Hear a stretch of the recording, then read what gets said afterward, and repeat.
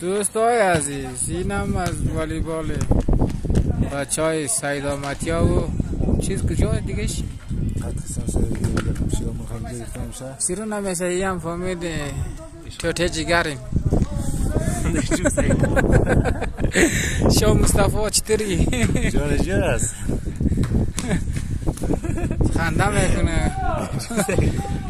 میکنه چون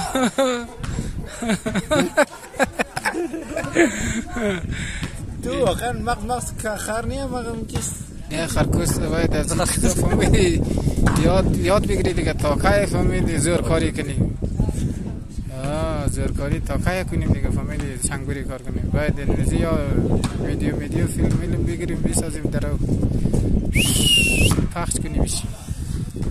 عزیزم خنده نکن، زیر تاثیراتت میره ما.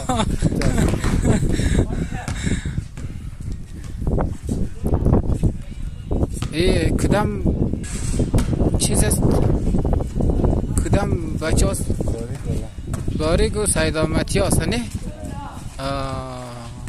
این طرف جال که میبینید دوستای عزیز باریکی است، اون طرف جال دوستای عزیز سید آمتی است.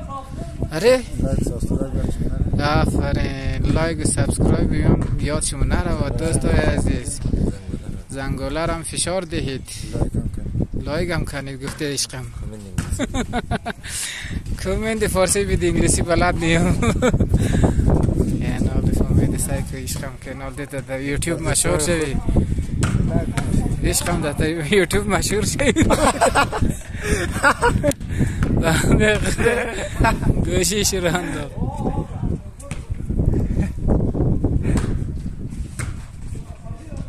اینم از والیبال.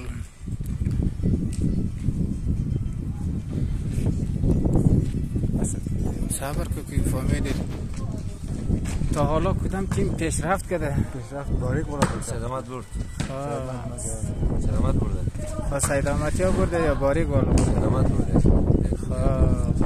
ایران باز در یوتیوب از کانال ببر تنها ببینید عزیزان دل.